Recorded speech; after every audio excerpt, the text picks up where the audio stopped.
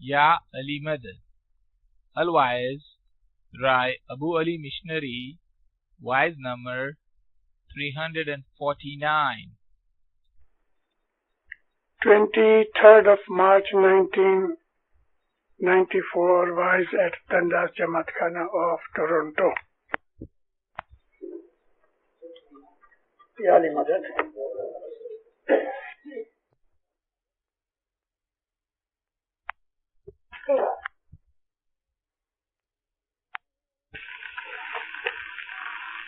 Ananda Ananda Gari Ori Khisaro Aval Shat Mein Aaya Ajeeb Khadi Veda Maae Pantha Ka Chhan Cheke Avi Aaya Ga Maae Dhaan Ajidio Daswan Dayavata Radhiya Voto Ene Karata Pekshivado Chu Mawlana Hazrat Imam पे सलवात पढ़ना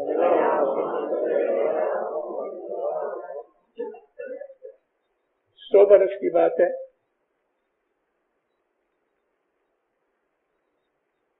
हसन अली शाह माँ बाप का वारा था। अली शाह माँ बाप का पीरी जामा था। जूनागढ़ की स्टेट के अंदर हमारा एक बहुत बड़ा बहादुर योद्धा आशिक था मौला का, वजीर इस्माइल गान जी। उसको अभी तक मौला की तरफ से विजारत नहीं मिली थी। इमाम का आशिक था, बहुत बड़ा सेवक था। वो जमाने के अंदर बैतुल ख्याल की इबादत बहुत रेयर थी और बैतुल ख्याल की इबादत में बड़ी उम्र के बाद लोग जाते थे, 60-65 गुजर जा रहे। वजीर इस्माइल के पास भी बैतुल ख्याल का बोल नहीं था, लेकिन आबिद था, जमात सुने रोज जाता था, सेवा करता था। एक दफा अली शाह माँ बाप शिकार के ऊपर गए, वजीर इस्माइल भी साथ थे। वजीर इस्माइल सुबह दुआ वगैरह पढ़ के वापस सो गए। सूरज निकला, फिर अली शाह माँ बाप इधर उधर देखते हैं, 5-7 और दूसरे असहाब आ गए। पूछा कि वारिस इस्माइल किधर है, यानी इस्माइल भाई किधर है? तो किसी ने कहा खुदावन पता नहीं, किसी ने कहा कि खुदावन शायद सोए हो गए।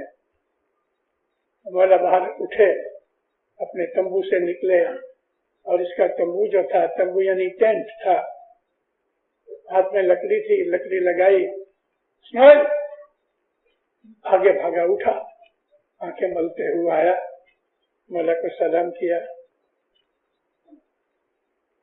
मौला कहते हैं इस्माइल तेरे को आखिरत का डर नहीं, इस वक्त तक सोए हो? कहते मौला मुझे कोई डर नहीं। क्यों, तुझे मरना नहीं? कहते मरना है तो तुझे आखिरत का डर नहीं? खुदावन मैंने दुआ पढ़ी है, फिर मैं सो गया,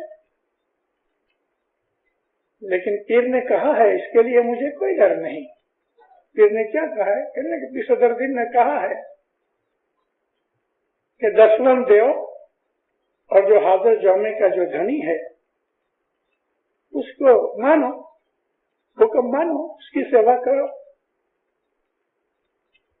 अली शाह माँ बाप हंस पड़े, फरमाया तू सच कहता है,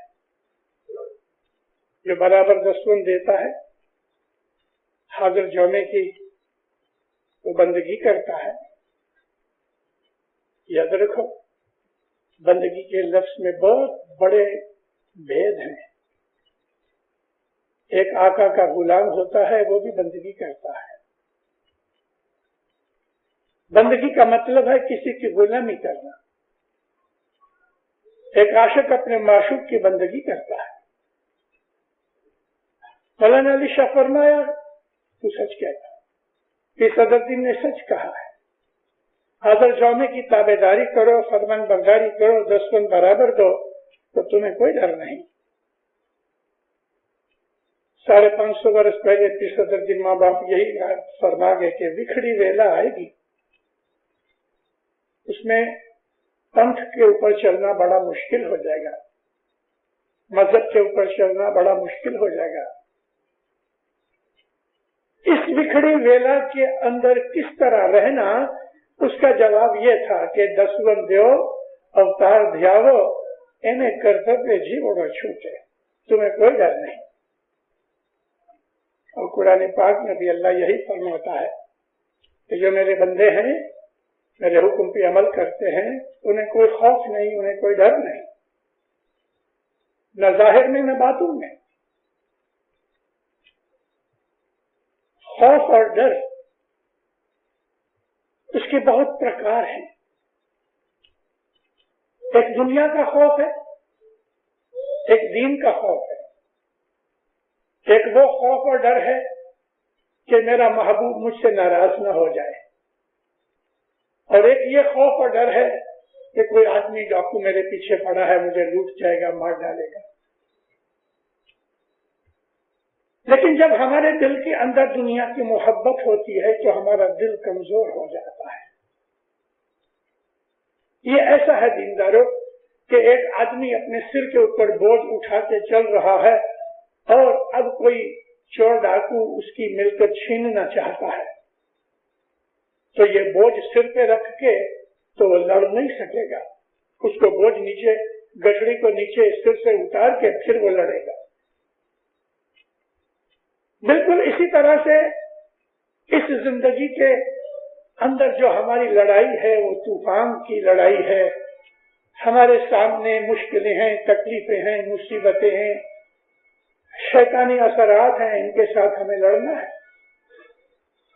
और अगर इनके साथ लड़ना है तो दुनिया का बोझ उठा के हम नहीं लड़ सकेंगे। दुनिया के बोझ को जमीन पे रख के याली की तलवार लेके हम लड़ेंगे तो याली हमारी मदद भी करता है। बिल्कुल इसी तरह से हमारी जिंदगी आज चल रही है, बिखड़ी वेला है। इस सदरुद्दीन को वफात को 500 बरस से ज्यादा हो चुके हैं। हमको अगम की चेतावनी दी है। सदरुद्दीन कहते हैं, मैं तुमको पहले से वार्निंग देता हूं कि बहुत कठिन वक्त आएगा, ईमान का सलामत रहना मुश्किल हो जाएगा, मजहब पालना मुश्किल हो जाएगा। लेकिन जैसे कि मौलाना हजर इमाम ने 1986 में अमेरिका की मुसाफरी में साहब ने एक दफा शिकागो में स्टूडेंट्स को कहा, मुझे मालूम है यहाँ की लाइफ बहुत खराब है, शाम को तुम्हारी जॉब होती है, यूनिवर्सिटी की क्लासेस होती हैं, दुआ का टाइम होता है, जमात खाने का टाइम होता है, ना तुम जमात खाने जा सकते हो, ना तुम दुआ पढ़ सकते हो, मुझे मालूम है मौला फरमाया। लेकिन उस वक्त जब दुआ का टाइम है तुम मुझको फ्रैक्शन ऑफ ए सेकंड ऐसा याद कर लो, और उसके बाद जब तुम्हें फुर्सत मिले सोने से पहले दुआ पढ़ लो, मगर मुझे याद कर। ये जो कनेक्शन जोड़ना है यही सबसे बड़ी नियामत है। खुदा न करे किसी के घर के अंदर कोई तकलीफ आ जाए, चोर वगैरह आ जाए, तो आपने 911 को एक दफा डायल कर दिया और उसको पता दे दिया, आपने इंफॉर्मेशन दे दी, अब वो मदद के लिए खुद आएंगे।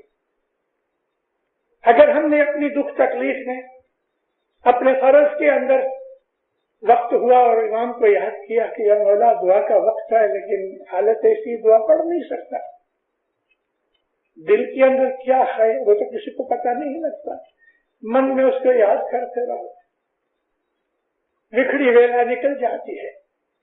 और जो उसको याद करते हैं, खुदा कहता है मैं उनको याद करता हूँ।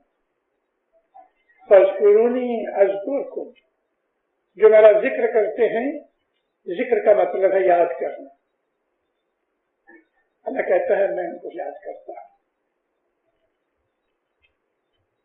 हमारी एक बहुत बड़ी बुजुर्ग अम्मा थी, राबिया बसरी। राबिया बसरी बड़ी उम्र की हो गई। उसकी बहुत से किस्से कहानियां किताबों के अंदर मौजूद हैं। बसरा की रहने वाली थी और यह वो जमाना था कि जो हजरत इमाम जाफर सादिक अलैहिस्सलाम का करीबी जमाना था।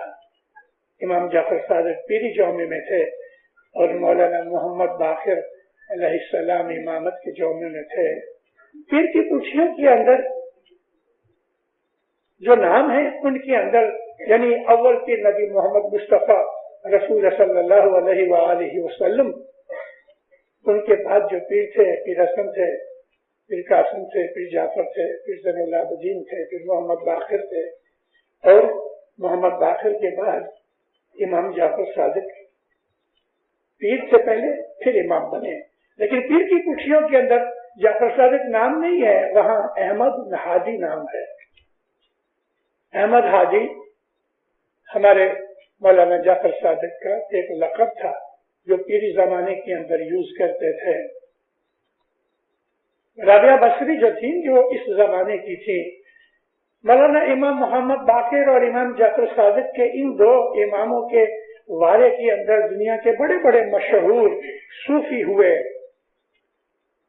सुन्नियों के एक बहुत बड़े सूफी थे और उनका नाम था सुफियान थौरी। थौरी भी कहते हैं, सोरी भी कहते हैं, सुफियान सोरी। उनकी बड़ी किताबें हैं और उसको मानने वाले भी बहुत हैं। ये सुफियान सोरी ये इमाम जाफर सादिक के शागिर्दों में थे। लगभग उम्र बराबर थी, 1-2 बरस का शायद फर्क होगा। लेकिन इमाम के लेक्चर वाज़ें सुनने आया करता था। दिल पाक नहीं था उसका, सूफी था। मुझे अफसोस है, हक बात कहने में मुझे कोई डर नहीं, बहुत बड़े सूफी थे, लेकिन इमाम की तरफ उसका दिल पाक नहीं था। और भी दूसरे ऐसे लोग थे इमाम के लेक्चर सुनने आया करते थे। मौलाना इमाम जाफर सादिक ने यह बात शुरू की थी कि जुमे के बाज़ दफा जुमे की नमाज के बाद और कभी कभी जुमे की सुबह के वक्त जिस तरह हम मजलिस बनाते हैं बैतुल ख्याल की, इस तरह परोड़िए सुबह की नमाज के बाद मौलाना इमाम जाफर सादिक बाहर आ जाते थे मस्जिद के बाहर, वहां बैठते थे, फिर लोग आते थे, सवाल करते थे। शुरू में 10-20 जने थे, तो फिर तो सैकड़ों आदमी आया करते थे और ये मजलिसें बड़ी मशहूर हुई इमाम जाफर सादिक की। मौलाना इमाम जाफर सादिक ने फिर एक कॉलेज बनाया था जहां इल्म सिखाया जाता था। ये तमाम सूफी लोग वहां आया करते थे। बड़े बड़े सुन्नियों के उलमा जो आज उलमा है वो इमाम जाफर सादिक के लेक्चरों में आया करते थे, उनके शागिर्द थे।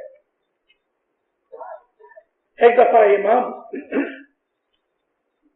किसी आदमी ने, बहुत बड़ा पैसे वाला आदमी था सीरिया में से, उसने इमाम के लिए एक रेशम का डब्बा भेजा।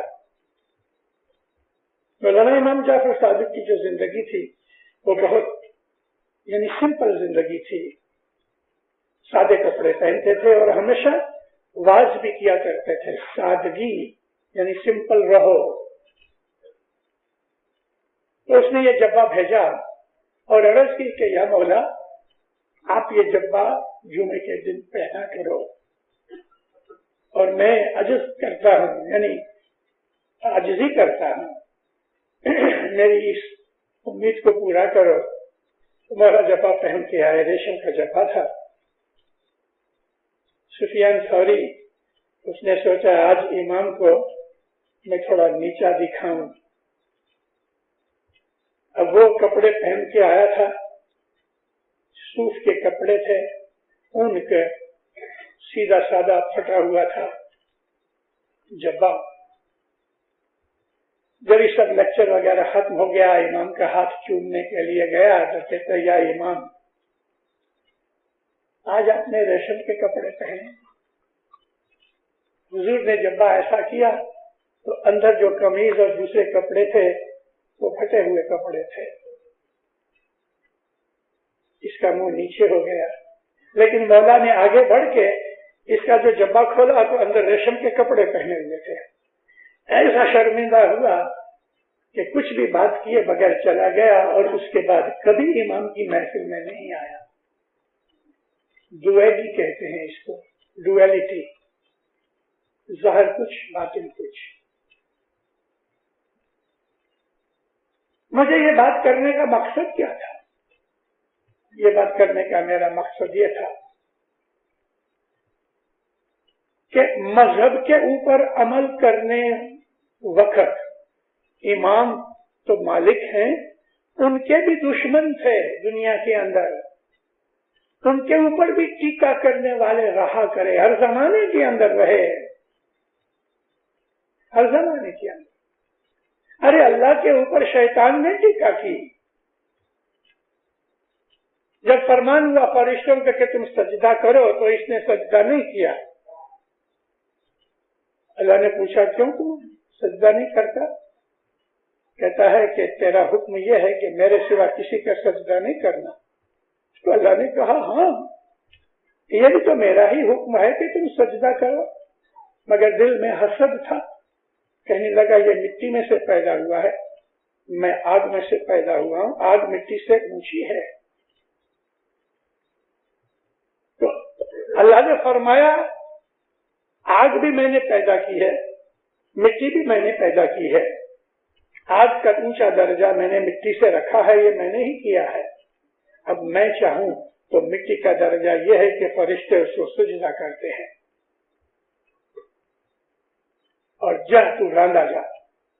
دو تین اور باتیں ہوئی تھی تو خدا نے اس کو رد کر دیا۔ تو وہ کہتا ہے کہ تو نے مجھے رد کیا،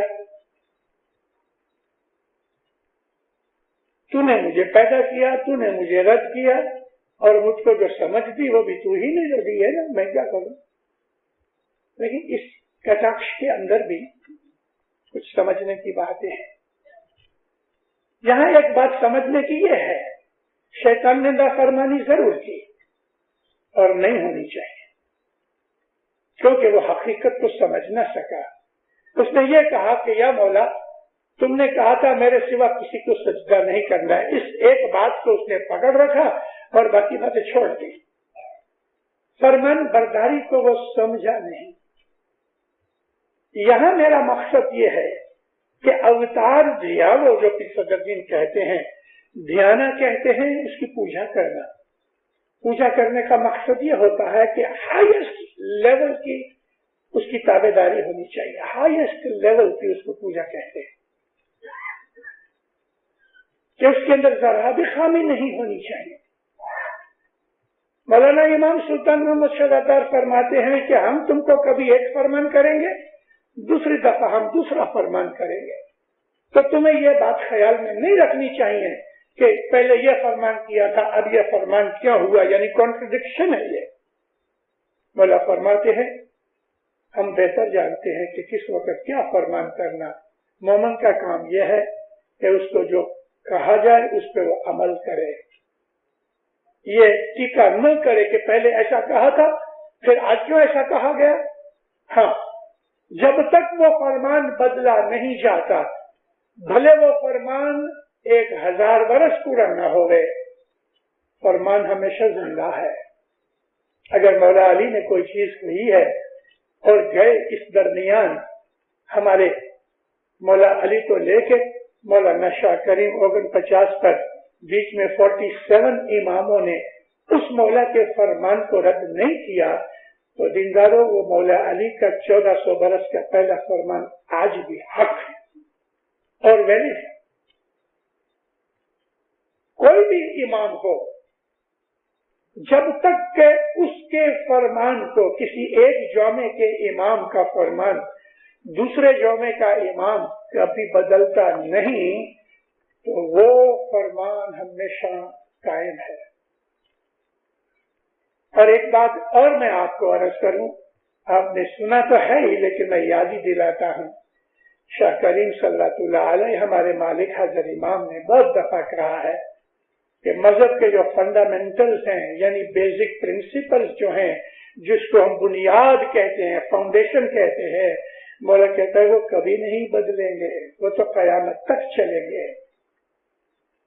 البتہ زندگی گزارنے کے لیے اور کٹھنائی کے اندر کس طرح مذہب پالا جائے اس کے متعلق فرمان بدلتے رہتے ہیں۔ میں آپ کو ایک مثال دوں، بدر کی لڑائی ہو رہی تھی مدینے کے باہر، مدینہ سے باہر نکل جاؤ تو تھوڑا 3-1 مائل پہ جا کے تو وہاں بدر کا ایک میدان ہے، بدر کی لڑائی جاری تھی اور یہ لڑائی یکایک ہوئی، اچانک ہوئی، پہلے سے اس بات کے لیے وارننگ نہیں دی گئی۔ 1050 آدمیوں کا لشکر لے کے یہ کافر ابو سفیان چڑھ آیا اور بالکل ارلی مارننگ جو لوگ باہر جایا کرتے تھے کھیتوں میں، انہوں نے بھاگ کے واپس آ کے مدینے میں رسول پاک کو عرض کی کہ یا نبی، کافروں کا لشکر آیا ہے مکہ سے، جلدی جلدی۔ سرکار نے اپنے آدمیوں کو، صحابوں کو اکٹھا کیا اور دوپہر تک کچھ لشکر اکٹھا ہوا، بدر کی لڑائی ہوئی۔ رمضان کا مہینہ تھا،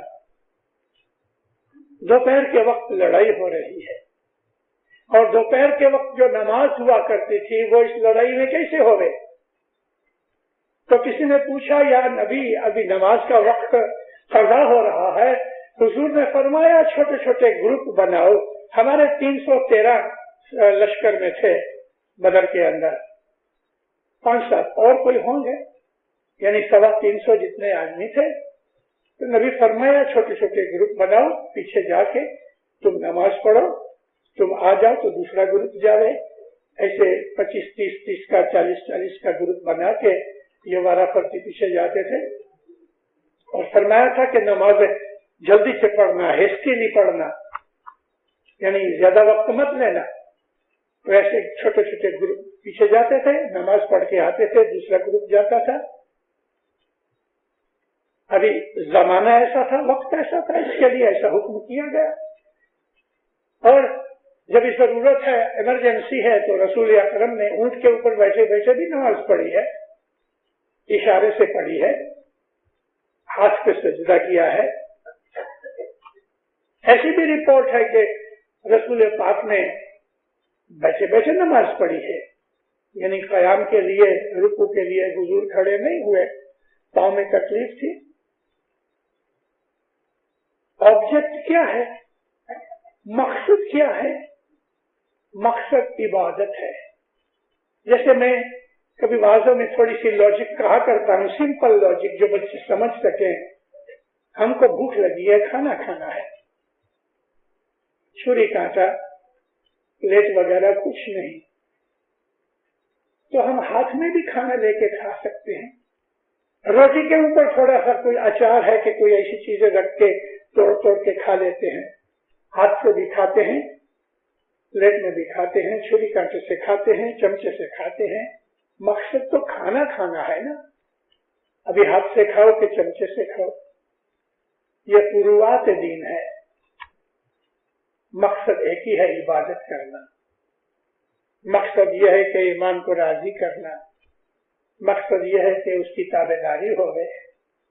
اس مقصد کو زمانے اور وقت کے حساب سے کبھی اس میں تبدیلی آ جائے، چینج آ جائے، تو ہمارے اسماعیلی طریقے کے اندر اس بات کا جواز یعنی الاؤنس ہے، شریعت میں نہیں ہے۔ اس لیے امام سلطان محمد شاہ عطار فرماتے تھے کہ there is no rigidity in my faith۔ ہمارے اسماعیلی طریقے کے اندر ریجیڈیٹی نہیں ہے، لیکن یاد رکھو रिजिडिटी जो है और डिसिप्लिन ये दो जुदी चीजें हैं। डिसिप्लिन और चीज है, और रिजिडिटी नहीं है तो उसका मतलब ये है कि फ्लेक्सिबिलिटी है। रिजिडिटी के ऑपोजिट में फ्लेक्सिबिलिटी है। फ्लेक्सिबिलिटी क्या कहते हैं? कभी थोड़ा इधर के थोड़ा उधर। दुआ का टाइम 7:30 बजे है, लेकिन ये मुखी कामड़िया को सत्ता दी गई कि वो दुआ का टाइम अगर 5 मिनट 10 मिनट आगे पीछे करना चाहे तो उसको इमाम की तरफ से सत्ता है। ये रिजिडिटी ये नहीं है कि बराबर 7:29 और 60 सेकंड हो जाए तो उस वक्त दुआ पढ़ाई जाए। यानी डिसिप्लिन के हिसाब से जमात खाने में हम करते हैं वो बिल्कुल बराबर है।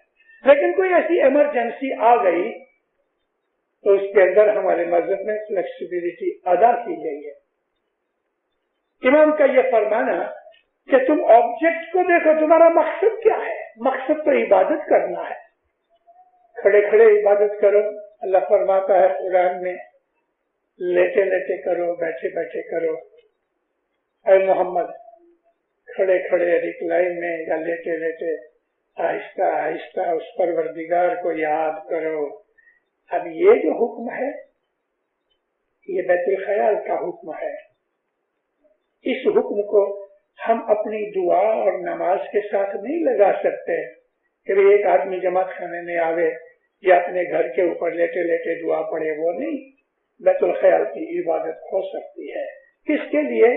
कि जो आदमी की अपनी फिजिकल कंडीशन का ख्याल करके, एक आदमी बीमार है, बैठने से माजूर है, तो वो लेटे लेटे अपनी बैतुल ख्याल की बंदगी कर सकता है। बूढ़ा आदमी है, कोई एक प्रेग्नेंट भाई है, आखिरी 1-8 महीने के अंदर बहुत तकलीफ होती बेचारी को, ज्यादा नहीं बैठ सकती, तो रिक्लाइन होके इसी चेयर के ऊपर बैठ के भी वो बैतुल ख्याल की इबादत कर सकती है। हालांकि अभी इमाम ने ऐसा फरमाया है कि प्रेग्नेंट भाई होए तो उसको इबादत की जरूरत नहीं, मगर वो इबादत करे तो गुनाह नहीं। इमाम ने वो अलाउंस दिया है, उसकी कंडीशन ऐसी है ध्यान नहीं लगा सकती ना, सही। मगर डिसिप्लिन ये है कि जब हम सुबह इबादत करते हैं उसके बाद जब भी हमको दुआ पढ़नी है तो लेटे लेटे दुआ नहीं पढ़ी जाती। दुआ और चीज है, बैतुल ख्याल की इबादत और चीज है। या तो जमात खाने के अंदर आया है तो जमात खाना इमाम का घर है, तो जमात खाने का जो डिसिप्लिन है, जमात खाने की रिस्पेक्ट और अदब है, उस हिसाब से हमको चलना ही चाहिए।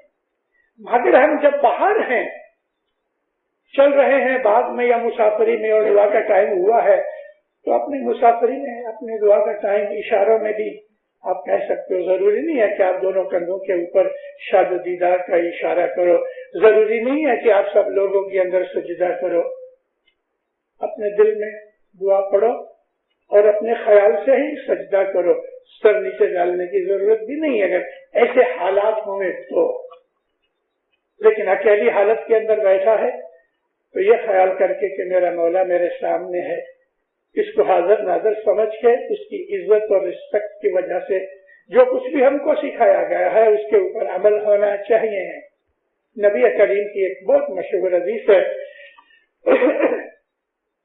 हजरत मौलाना इमाम सुल्तान मोहम्मद शाह अत्तार ने ये हदीस एक दफा अपने तालिके मुबारक में कोट की थी अफ्रीका में। 50s का जिक्र है। मौला फरमाया, रसूलुल्लाह ने एक दफा फरमाया कि ऐ मुसलमानों, आज जो तुमको शरीयत दी गई, अगर तुमने 90% इस पे अमल किया और 10% अगर तुमने अमल नहीं किया, बेदरकार रहे, तो तुमको इसकी पनिशमेंट दी जाएगी। लेकिन ऐसा जमाना आएगा, नबी फरमाया, कि अगर उस वक्त कोई 10% भी इस पे दीन पे अमल करेगा और 90% नहीं कर सकेगा तो भी बख्शा जाएगा। इस हदीस को सामने रख के तो फिर सदरुद्दीन ने यह फरमाया कि विखड़ी वेड़ामाए पंथ कठिन है। नबी की इस हदीस के साथ इस सदरुद्दीन का यह फरमान तेली होता है। ऐसा वक्त आएगा कि مذہب پہ عمل کرنا مشکل ہو جائے گا. ایسے وقت میں امام مولانا حاجی شاہ ماں باپ کا جیسا فرمان تھا کہ صدر دین کہتے ہیں کہ ایسے وقت میں 10 برابر دینا، کیونکہ 10 کٹھن ویلا کے اندر 10 دینا ایک بہت بڑی قربانی دینے کے برابر ہے.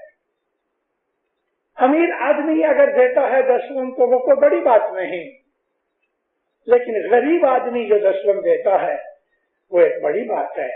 اس لیے بڑی بات ہے کہ غریب کو پیسے کی تنگی رہتی ہے، مگر پھر بھی وہ اپنے عشق کے اندر آ کے اپنے مولا کا حق ادا کرتا ہے. اور امیر آدمی کے پاس اتنا ہوتا ہے کہ وہ 8واں بھاگ کو کیا کبھی آدھا بھی دے دے تو بھی اس کے تو خرچ چلتے ہیں. مگر اب دیکھو صحیح، غریب کو تکلیف ہے، لیکن دستبندی کون ہے زیادہ؟ غریب لوگ زیادہ دستبندی ہے. امیروں کے اندر دستبندی لوگ بہت کم ہیں. یہ ایک محبت کی بات ہے، سیکریفائس کی بات ہے. تو میں رابعہ بصری کا آپ کو ذکر کر رہا تھا. خدا تعالیٰ کا جو ذکر ہے، خدا تعالیٰ کی محبت کی خاطر اس کو یاد کیا جائے، خدا کے ڈر کی وجہ سے نہیں. خدا کے ڈر کا ذکر جو قرآن میں کہا گیا ہے تو وہ اس لیے کہا گیا کہ تم بدیاں برائیاں کر کے نافرمانی کر کے خدا جو تمہیں سزا دے گا اس سے ڈرو. لیکن خدا سے ڈرنے کی کوئی ضرورت نہیں. اگر وہ آدمی عابد ہے، نیک ہے، اچھا ہے، اس کو خدا کا ایسا کوئی خوف نہیں ہوتا. وہ تو خدا کو پیار کرتا ہے، اور پیار جو ہے وہ اتنا ضرور اس کو خیال رہتا ہے کہ جس کو میں پیار کرتا ہوں میرا محبوب ناراض نہ ہو جائے. رابعہ بصری ایک گدھے پہ سوار ہو کے مکہ حج کرنے کے لیے نکلی. بصرہ میں رہتی تھی اور بصرہ عراق میں ہے. 2 برس پہلے جب عراق اور کویت کی لڑائی ہوئی تھی تو بصرہ جو تھا وہ ملٹری ہیڈ کوارٹر تھا عراق کا. بصرہ پورٹ بھی ہے. ہمارے بہت سے اسماعیلی جو سندھ سے گاج کے ادھر ٹھہرے تھے انہوں نے اپنے نام کے ساتھ بصری بھی لگایا ہوا ہے. ایسے بہت سے اسماعیلی ہیں، بھائی حسین بصری یا غلام حسین بصری.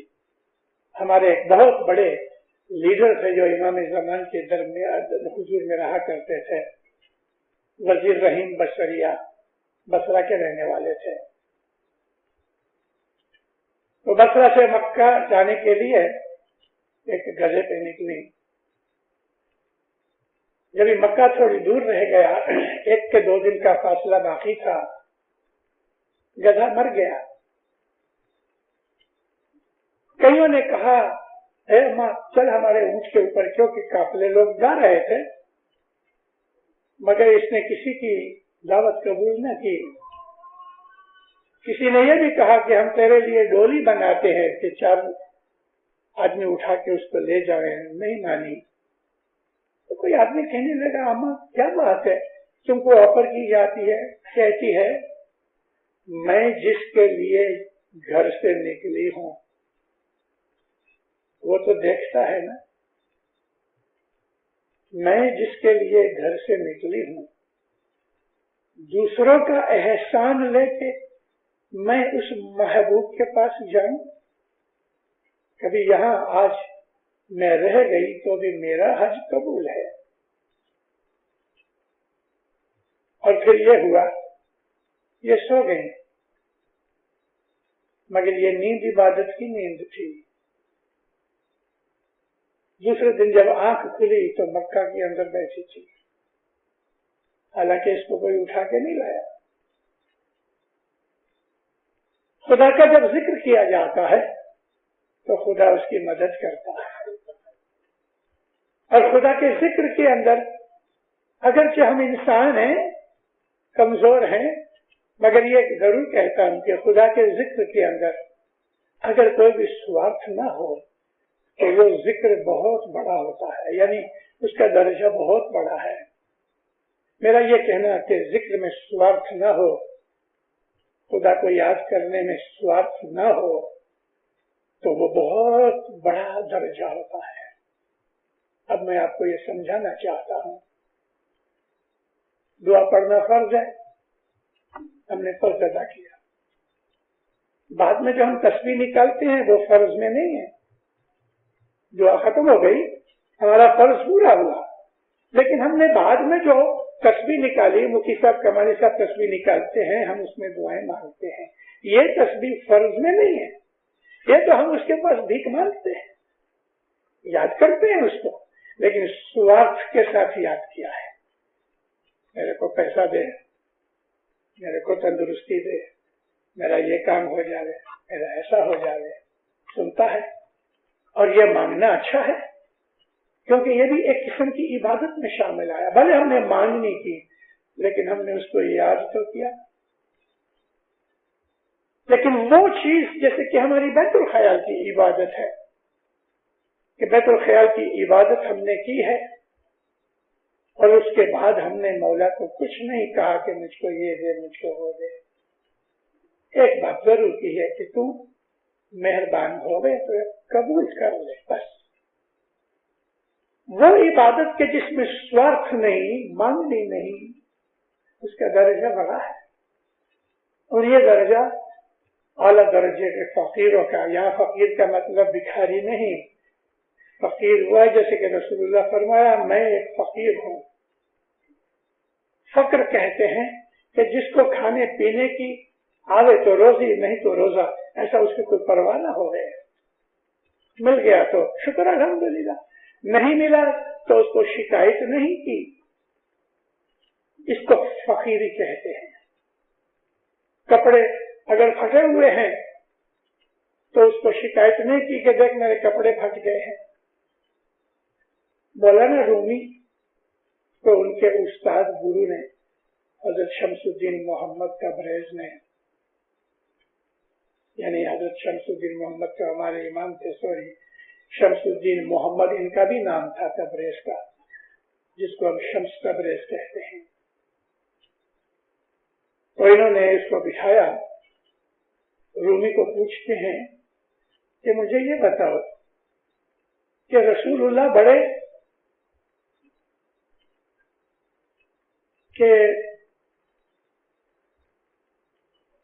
ایک فقیر کا نام لیا جو بہت تھوڑا ہی ٹائم پہلے گزر گئے تھے،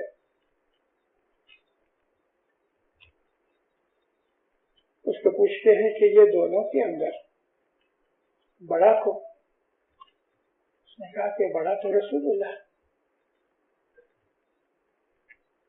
تو پھر یہ بارجزید بستانی جو ہے، بستان کا رہنے والا، یہ تو یہ کہتا ہے کہ واہ واہ میری کیا شان ہے، اور رسول اللہ وہ تو ہر وقت عبادت کرتے ہیں پھر بھی کہتے ہیں اے اللہ میں کچھ نہیں۔ تو بایزید بستانی جو ہے وہ تو رسول اللہ کا شاگرد ہے، مرید ہے، ان کی امت میں ہے، یہ کہتا ہے کہ کیا میری شان ہے، اور رسول اللہ کہتے ہیں کہ اے خدایا میں کچھ نہیں۔ رومی نے کہا یا مولا، بستانی بایزید بستانی ایک منزل پہ جا کے ٹھہر گئے، اور جب نیچے دیکھنے لگے ہو میں اتنا اونچا ہو گیا، اس میں فخر پیدا ہوا، میری کیا شان ہے۔ اور حضرت رسول اکرم جو ہیں وہ تو رحمت للعالمین ہیں، اور خدا نے ان کے نور سے ساری سرشٹی پیدا کی، تو وہ ہر لحظہ خدا کی شان دیکھتے ہی رہے، کیونکہ خدا تعالیٰ کی شان کا کوئی اینڈ نہیں۔ نبی کریم ہر لحظہ ہر سیکنڈ زیادہ سے زیادہ جانتے رہے، اس کا کوئی اینڈ ہی نہیں آتا تھا۔ تو حضرت رسول اکرم کے اندر عاجزی پیدا ہو گئی کہ اے خدایا میں کچھ نہیں۔ یہ بھی عبادت کا ایک درجہ ہے، بندگی کی ایک لیول ہے۔ امام سلطان محمد شاہ فرمایا عبادت کرنے سے 7 آسمان پہ جاؤ گے، لیکن ذرا سی مزدوری کرو گے تو 7 جہنم میں گر جاؤ گے۔ अज्ज़ो इनकिसारी, मैं कुछ नहीं। हमारे मजहब के अंदर दो तरीके हैं। एक वो चीजें कि जो हमारे ऊपर फर्ज की गई और हमारे मजहब की बुनियाद में आता है, मिसाल के जमात खाने आना, दस्तूर देना, दुआ पढ़ना, हमारे मजहब की जो रीत रस्म है उनके ऊपर अमल करना। लेकिन जो रूहानी साइड है हमारी, जिसको हम बैतुल ख्याल की इबादत कहते हैं, इस जैसी चीज सारी दुनिया के किसी मजहब के अंदर नहीं है। अगर है, रूहानी चीजें हैं दूसरे बहुत से तरीकों के अंदर, मगर इस दर्जे के नहीं। तो मैं आपको ये दर्जा इसलिए समझाना चाहता हूं कि जैसे कि इजी हो सके हमारे लिए। दुआ पढ़ी, दस्तूर दी, जमात करने आए, इबादत बंदगी की, नेक अमल किए, ओके, ये लेवल बराबर है। अब जो बैतुल ख्याल की जो चीज है, उसके अंदर कोई मांगनी नहीं, उसके अंदर कोई स्वार्थ नहीं, उसके अंदर कोई डिमांड नहीं, उसके अंदर कोई भी हमारी पर्सनल चीज है ही नहीं। उसके अंदर एक ही चीज है कि मालिक मेरे तू है, बाकी कुछ नहीं। सिर्फ ये कह देना कि मैं कुछ नहीं, बाकी कुछ नहीं, तू है और कुछ नहीं। ये जो ऑब्जेक्ट बन जाए कि तू है और बाकी तमाम चीजों को डिसॉल्व कर दिया जाए, बैतुल ख्याल की इबादत की ये तरीका और लेवल है। लेकिन ये तरीका और इसकी समझ कब आएगी? आप किसी यूनिवर्सिटी की कोई कोर्स की बुक किसी 2-4 किताबें पढ़े हुए प्राइमरी स्टूडेंट को दे दो तो वो तो उसको नहीं समझ सकता ना। आहिस्ता आहिस्ता हर साल वो बच्चा ज्यादा से ज्यादा इल्म लेता रहा। 15-20 वर्ष के बाद जाके वो डॉक्टरेट पास कर सका। बुनियाद होनी चाहिए अल्फाबेट की तरह। अगर हमारी बुनियाद नहीं, ABC जो अल्फाबेट से हमने नहीं सीखे, सिंपल मैथमेटिक्स हमने नहीं सीखी, ग्रामर हमने नहीं सीखी, और जो हमारे प्राइमरी और सेकेंडरी कोर्सेज हैं हमने वो नहीं सीखे, तो यूनिवर्सिटी की इस हाई लेवल के अंदर डॉक्टरेट के कोर्स को किस तरह सीख सकेंगे? इसलिए इमाम कहता है ये लाजिम है, रोज जमात खाने आओ, डेली आओ। और जमात खाने आने के लिए सेक्रीफाइस की जरूरत है। अगर वो आदमी के जो शाम ही के वक्त उसको खुदा ने रोजी लगाई हुई है, आमीन, तो रोजी कमाओ, मगर टाइम पर दुआ का वक्त हो गए उसको याद कर लो। 3 वक्त की दुआ पढ़ना, जमात खाने की हाजिरी देना, जमात खाने के अंदर हमारे मस्जिद की तमाम रीत रस्म के ऊपर अमल करना, और अपने दिल के अंदर इमाम की मोहब्बत को जगा देना, पानी देते रहना ताकि ये चीज बढ़ती जाए। ये एजुकेशन जब पूरी हो जाएगी तब बैतुल ख्याल हमको मिलेगी। फिर वहां लेवल ऐसी बढ़ती जाती है कि उसका कोई एंड नहीं। और मैंने आज जिसे आपको अर्ज की है कि बैतुल ख्याल के अंदर एक ही चीज है कि तू ही तू है और कुछ नहीं। उसमें हमारी कोई डिमांड भी नहीं होती। ये भी कहना कि तू मुझे नूर अता कर, ये एक डिमांड है। वो अता करने वाला है, जब चाहेगा वो अता करेगा। जैसे कि इमाम सुल्तान हाजिर इमाम फरमाते हैं कि तुम्हारा राइट नहीं है कि तुम नूर को देख सको। उसकी दुआ मांगना भी एक किस्म का हम राइट मांगना चाहते हैं। नहीं, उसके सामने कोई सवाल बैतुल ख्याल में नहीं होना चाहिए। हमारा एक ही एम है कि तू ही तू है, ला इलाहा इल्ला अल्लाह, इल्ला अल्लाह, अल्लाह के सिवा बाकी कुछ नहीं। ये जो हकीकत है ला इलाहा इल्ला अल्लाह की, ये सुबह की इबादत की बात है। और बैतुल ख्याल अगर हमने इस ख्याल से कि चलो मैं 10 मिनट कर लूं, 15 मिनट कर लूं, ये सौदाबाजी भी नहीं चलती। फिर तो सारा दिन 24 आवर्स जब इश्क लग जाता है, जब ये मंजिल हाथ में आ जाती है, रास्ता जब भी लग जाता है, तो आदमी थोड़ा सो भी लेता है, लेकिन मंजिल छोड़ता नहीं।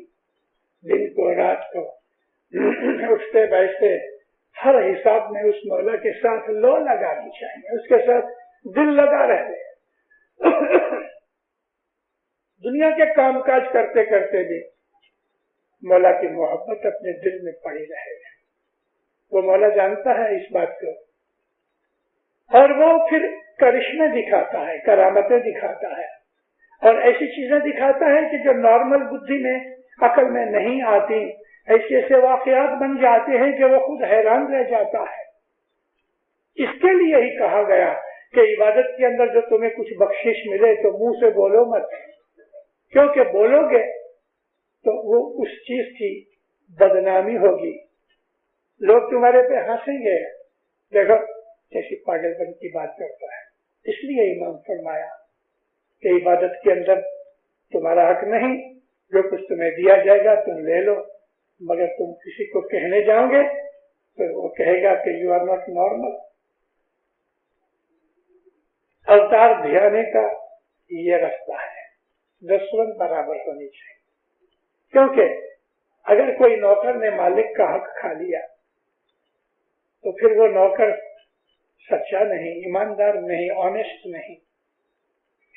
محبت کے اندر آنےسٹی اس کی جان ہے، اور جب تک کہ یہ بات نہیں بنتی تب تک کچھ نہیں۔ ایک آدمی ملا تاجکستان کا، 5 سے 6 آدمی اس وقت کینیڈا میں تاجکستان کے ہیں، الگ الگ جگہوں کے اوپر ہیں۔ انہوں نے انہیں خاص طور پہ بھیجا ہے۔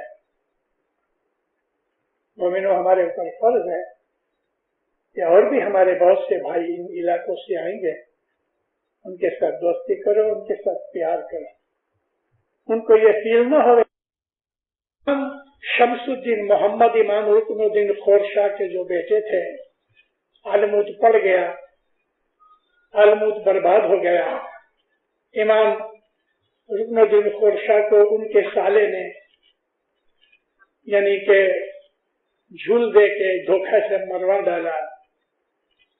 شمس الدین محمد علیہ السلام کے زمانے سے لے کے آج تک ان علاقوں کے لوگوں نے کسی امام کا دیدار نہیں کیا، حالانکہ علمود کے اندر امام شمس الدین رہے۔ علمود سے لے کے یعنی امام شمس الدین محمد سے لے کے امام ابو ذر تک، مولانا امام ابو ذر علی کے زمانے تک یہ ادھر ہی رہے، علمود کے علاقے میں ہی رہے، لیکن دشمنوں کے راج ہونے کی وجہ سے امام چھپ کے رہتے تھے اور زیادہ مسافری نہیں کرتے تھے۔ ہاں، ایک ایسا زمانہ تھا کہ امام ایک جگہ بہت نہیں رہتے تھے، اور گھڑی گھڑی ہر ایک 2 دن ادھر، 4 دن ادھر، 1 مہینہ ادھر، پتہ نہیں لگتا تھا، اس لیے کہ ان کے پیچھے جاسوس پڑے ہوئے تھے عباسیوں کے۔ اور یہ جو عثمانیہ خلافت کی حکومت تھی ترکی کی، یہ بھی ہماری سخت دشمن تھی۔ اسماعیلیوں نے بڑے دکھ اٹھائے ہیں، اور ان علاقوں کے اندر دائی جاتے تھے، لیکن انہوں نے امام کا دیدار نہیں کیا، اور گئے 200-300 سال تو ایسے خراب نکلے ہیں۔ اس کے اندر یہ 80 برس جو کمیونزم کے نکلے، اور اس کے اور پہلے لگ بھگ 100 برس یعنی لگ بھگ 250 سال ہوئے کمیونزم سے پہلے ترکی کا راج تھا، اور اس نے بھی ہمارے اوپر بڑے ظلم کیے۔ ان ہمارے بھائیوں نے 1000 سال سے ظاہر بھانے امام کا دیدار نہیں کیا، لیکن میں نے جب ان کو پوچھا کہ آپ لوگ ادھر، شاباش آپ کو، میں سلام کرتا ہوں کہ تم نے ایسی کٹھنائیوں کے اندر بھی اپنا ایمان مضبوط رکھا، تو مجھے کہتے ہیں پتہ ہے کیا ہے؟ کہنے لگا کہ 2/3 آدمی، 2/3 شاید اس لیے کہا کہ چھوٹے بچوں کو یا بہت ایسے لوگ کے جو زیادہ عامل نہیں ہیں، تو کہتے ہیں 2/3 آدمی امام کا دیدار کیا کرتے تھے۔ ان کو حضرت جوانے زمانے کی حضرت جومے کی صورت ملا کرتی تھی، اور نیچرلی یہ کہاں ملتی تھی؟ عبادت میں۔ بیت الخیال کا بول نہیں تھا، لیکن عبادت کرتے تھے۔ وہ دائی کے جو امام سے آیا کرتے تھے، ان دائیوں کو یہ خطا تھی کہ ان کے پاس بول ہوتا تھا، اسم اعظم ہوتا تھا، اور پھر وہ کسی کو امام کی طرف سے بیت الخیال کی عبادت دیا کرتے تھے، لیکن عام نہیں۔ جبھی وزیر اسماعیل نے مولا کے پاس یہ عرض رکھی، شاہ علی شاہ کے پاس پیری جامع کے اندر، کہتے مولا مجھے کوئی خوف نہیں، کیونکہ پیر صدر جی نے کہہ دیا دسویں دو اور اوتار کو یعنی حاضر جامع کے دھنی کو اس کو تم دھیاؤ، اس کی پوجا کرو۔ کہتے سرکار دسویں دیتا ہوں، میں اپنے مولا کا غلام ہوں۔